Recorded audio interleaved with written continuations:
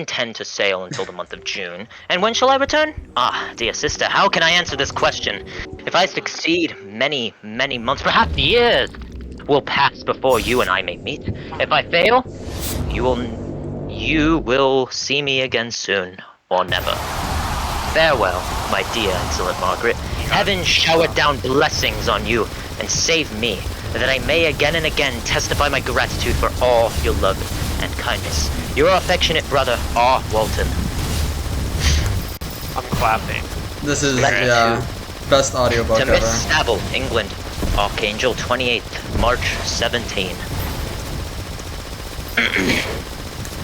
How slowly the time passes here, encompassed as I am by frost and snow, yet a second step is taken towards my enterprise.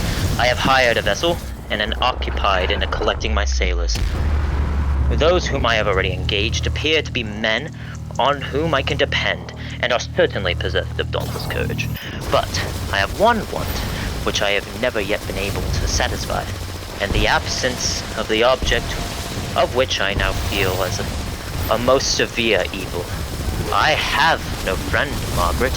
When I am glowing with the enthusiasm of success, there will be none to participate my joy. If I am assailed by disappointment, no one will endeavor to sustain me in dejection.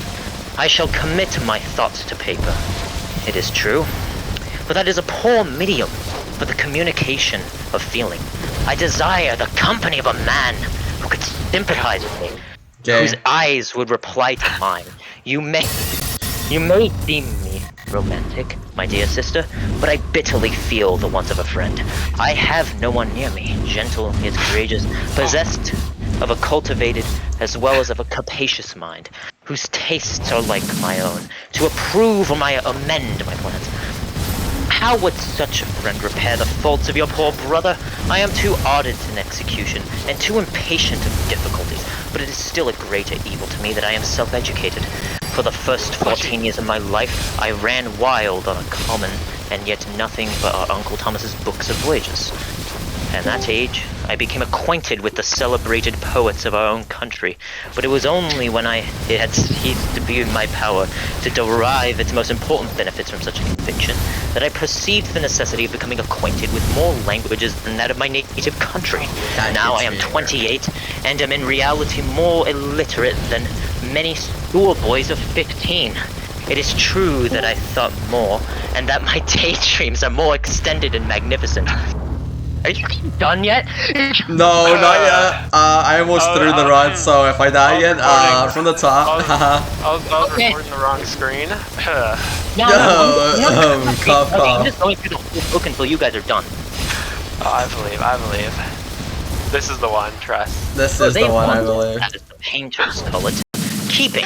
And I greatly need a friend who would sense for me to endeavor to regulate mind. Well, these are useless complaints. I shall certainly find no friend on the wide ocean, nor even here in Archangel, among merchants and seamen. Oh god. That's some feelings unallied to the dross of human nature, beat even in these rugged bosoms. My lieutenant, for instance, is a man of wonderful courage and enterprise. He is madly desirous of glory.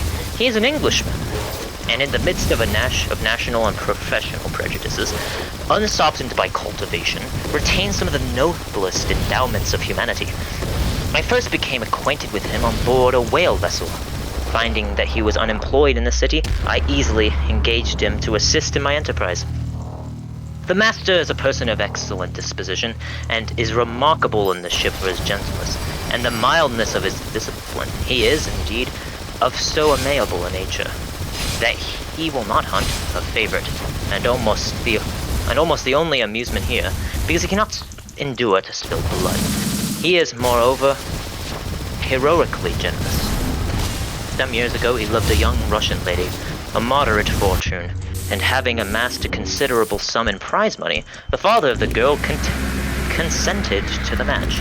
He saw his mistress once before the destined ceremony, but she was bathed in tears and throwing herself at his feet. Entreated him to spare her, but confessing at the same that she loved another, but that he was poor, and that her father would never consent to the union. My generous friend reassured the suppliant, and on being informed of the name of her lover, instantly abandoned his pursuit. He had already bought a farm with his money, on which he had designed to pass the remainder of his life.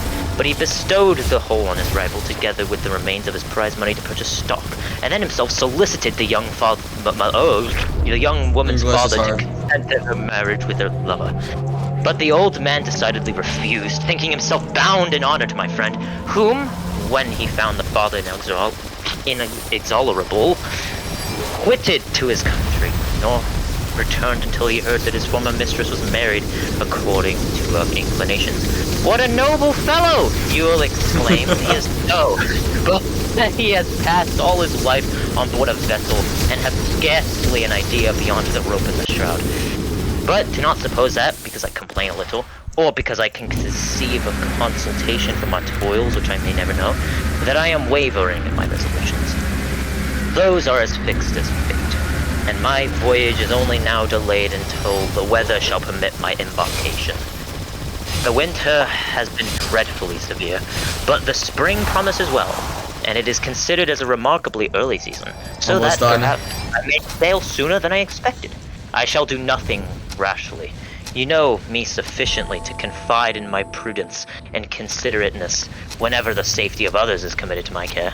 I cannot describe to you my sensations on the near prospect of my undertaking. It is impossible to communicate to you a conception of the trembling sensation, half pleasure upon half which I am prepared to depart. I am going to unexplored regions.